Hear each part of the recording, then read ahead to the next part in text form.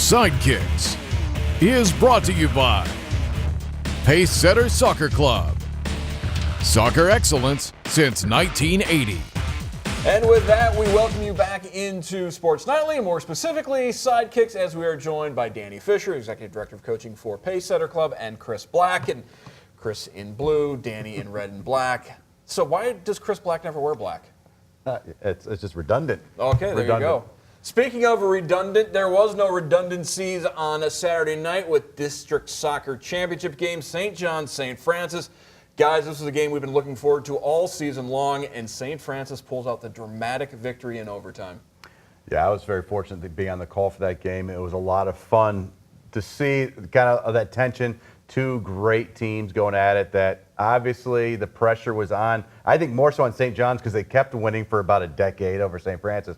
But St. Francis, I think the pressure was so long ago that it was a little bit easier for them to deal with. And exciting till the end. Unfortunately, a team had to lose. In this case, it was St. John's. And Danny, in the other district we're keeping an eye on for Division I, we had an all-track matchup with St. Francis St. John's, and all Northern Lakes League matchup with Northview and Anthony Wayne. And this time Northview gets the victory, so they're moving on to the regional. Yeah, Northview have been good all year, and Anthony Wayne have been good all year as well. But I just think Northview had that little bit extra in them and gained a really good win as well. So with the likes of West and Masters and all that going forward, that's going to be a fantastic game on Wednesday night, I think, Northview versus St. Francis. Speaking of that game, let's take a look at the bracket for Division I as we move on to regional semifinals. This week it'll be St. Francis taking on at Northview Wednesday night down over at Lake, a 7 p.m. start. The Knights taking on the Wildcats. This should be a pretty good one on Wednesday as we look at the bracket. Yeah, I think I thought Northview was going to get out anyways, just for a lot of reasons, not just because Alec West is just piling on his regional appearances, win total over his brothers Kevin and Aaron. But a talented team, but also, like Danny said, you've got a couple standout players with looking at some guys that keep getting it done on the side of West, Masters, Buell's in goal, but they have a full team effort. The last game, I think it was Monson Mahoney get the goals. They've got a lot of role players that do a great job on top of just those players in the middle. And unfortunately for Francis, if I had to pick, I'm going Northview keeps this thing rolling right now. But can St. Francis get over the hump of that phenomenal win, the emotion that they just went over? That was their World Cup or state title, we'll say. They've got to get it back together. And I think he's ready for that. He understands that. And Danny, winner of that one will take on the winner of St. Ignatius Avon. So they're going to take on a pretty good team out of the Cleveland area. Yeah, and I think I'd probably say going to be St. Ignatius with that one, who St. Francis played a couple of weeks ago, and as Francis Stevens says, held them all the way up to sort of 70 minutes. And then, but that's the power, that's the players they've got. They've got players in depth. And at this point, teams are at this point because they've got depth. They've got quality and they've got depth as well. Division II, the district we're keeping an eye on for the guys. Central gets the win over Maumee.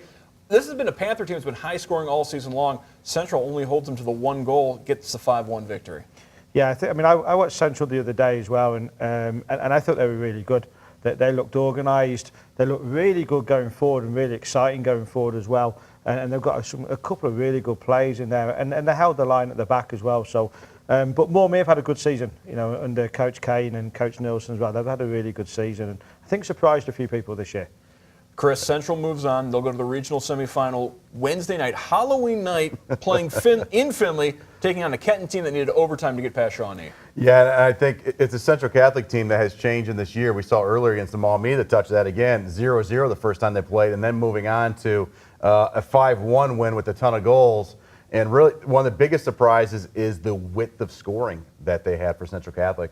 It wasn't just a Mason Orion show with the hat trick or anything like that. It was wide scoring. Even Trevor Moeller getting to act late in that game at 5-1. So I think that's a big deal. You look at Kenton, they had to deal with that overtime, like you said, and then Central Catholic, who rolled.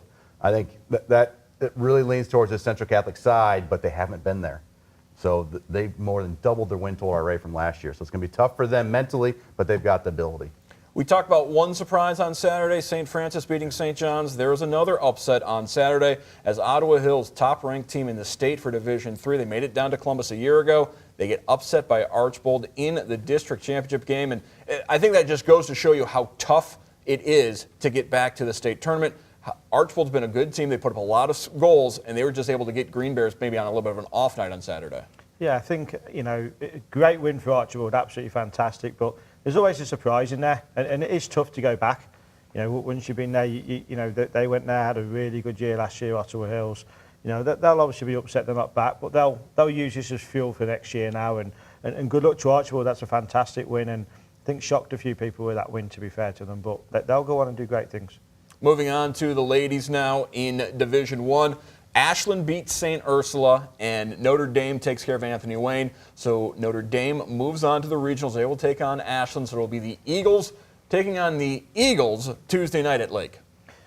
Again, another great matchup, and both teams for now. I was actually just with Coach Smith this afternoon, and he was saying that how good he thinks Ashland are going to be, that they've got plenty of pace, that they've got players who play at a good level in club soccer as well. So it's going to be a really good game, and I think they'll go out and attack Ashland on Tuesday night, and they're not going to sit back. They're going to go out, they're going to attack them, and they're going to try and put them under pressure. So should be a really good game, but Ashland are a good team. They're stacked. Notre Dame, they're stacked as well. So that's going to be a really good game on Tuesday night to go to.